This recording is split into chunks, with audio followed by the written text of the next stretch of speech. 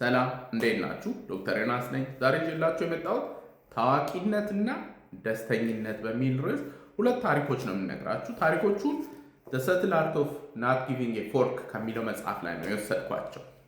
አንዳንድ ጊዜ ታዋቂ ሰዎች ደስተኛም ናቸው። አንዳንድ ጊዜ ደግሞ ታዋቂነት ደስታንም ይነጥቃል። አልፎ አልፎ የህይወትንም ጉዞ አቅጣጫ ምናምን ወደ አልታሰበ ቦታም ሊወስድ ይችላል። ኤኒዌይ የመጀመሪያው ታሪክ ዴቭ ሙስቲ የሚባል ጊታሪስት አለ። በጣም ታዋቂ ጊታሪስት ነው። ከዛ ላ ባንድ አላቸው።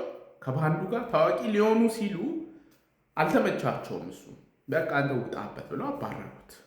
ባንዱ እሱ የነበረበት ባንድ ሜታሊካ ይባላል።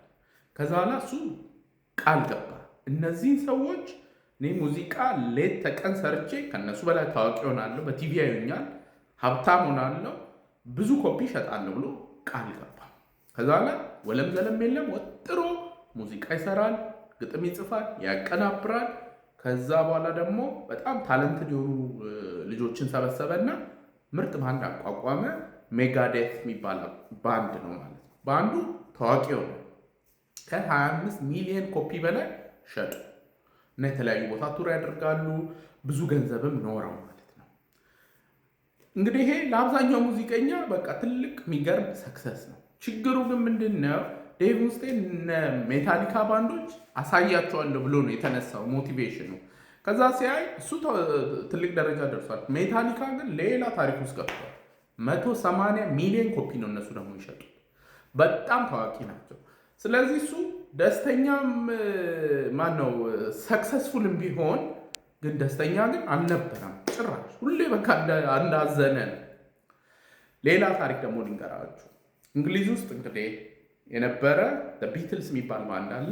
ቢትልስ በዓለም አቀፍ ደረጃ ዝናቸው በጣም የናኘ እና በዘመኑ በቃ ሰዎች አንድ ከተማ ኮንሰርት ለማቅረብ ሲሄዱ ዋይልድ ነው የሚሆነው ከተማው፣ ግርግሩ ምኑ። ኤኒዌይ ታዋቂ ሳይሆኑ በፊት አብሮ ሙዚቃ ሲለማመዱ ድራመር አላቸው። በጣም ጎበዝ ድራመር ፒት ቤስት ይባላል። እና ይሄ ድራመር እነሱ እንደ ፀጉራቸው ቁርጡ ለየት ያለ ነው ምናምን ስታይል አላቸው። እሱ ድራም ላይ በጣም ጎበዝ ነው፣ ግን እንደዚህ ነገሮችን አያደርግም። አይ እሱ ሙሉ ከኛ ጋር እና ማኔጀራቸው አባረልን አሉት። ታዋቂ ገና ሊሆኑ ሲሉ ማለት አብሬት ነው። ከዛ አባረን።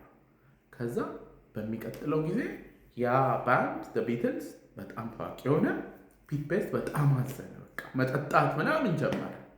ከዛ አጋጣሚ ደግሞ አንዲት ሴት ተዋወቀ። ያኔ ፍቅረኛው፣ ከዛ ደግሞ ሚስቱ። ከዛ በኋላ መጠጣቱን አቆመ። ስነ ስርዓት ያለው ሰው ከእሷ ጋር ደስ የሚል የፍቅር ጊዜ ያሳለፈ፣ ተጋቡ፣ ልጆች ወለዱ። ፒት ቤስት ድራም መጫወት በጣም ይችላል፣ በጣም ይወዳል። ስለዚህ ሰፈር ውስጥ የሚኖሩበት ከተማ ላይ የሙዚቃ ባንድ ጆይን አደረገና መጠነኛ ነው፣ ፌመስ ምናምን አይደለም። እዛ ሄዶ ይጫወታል።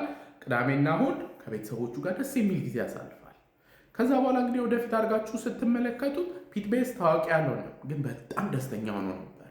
ከዛ በኋላ ቢትልስ እንግዲህ መጨረሻቸውን ታዝናላችሁ። ድራግ ይመጣል። አንደኛው በሰው እጅ ነው የሞተው ጃን። እርስ በራስ ደግሞ በፊት አንድ እርግብ ላይ እንረረ ያሉት ግጭት ጀመረ፣ ክስ መጣ፣ ወዘተ ብዙ አይነት ነገር ውስጥ አለፉ። ፒት ቤስት ዋዝ ቬሪ ሃፒ።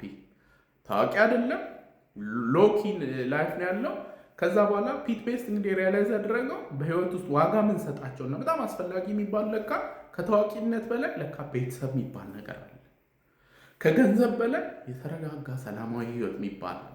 እና የሁለቱን ሰዎች እንትን ያመጣውላችሁ ሰዎች ቫልዩ የሚያደርጉት ነገር ታዋቂ ሆነው ደስተኛ ናቸው አይደለም የሚለውን ይወስናል። አንዳንድ ጊዜ ታዋቂነት ያሰግራል እና እሱን ኢንቱ ፐርስፔክቲቭ መውሰድ ጥሩ ነው። ታዋቂ የሆነው ደስተኛ የሆኑ ሰዎች አሉ።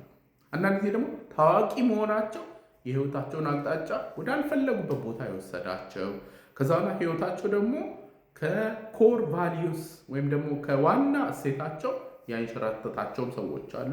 ለዛሬ ይዤላችሁ የመጣሁት እንግዲህ ይህንን ይመስላል። ያላነበባችሁ ሰዎች The Subtle Art of Not Giving a Fork መጽሐፍን አንብቡት። ሁልጊዜ እንደምለው ያለ አእምሮ ጤና የለም። ደህና ሁኑ።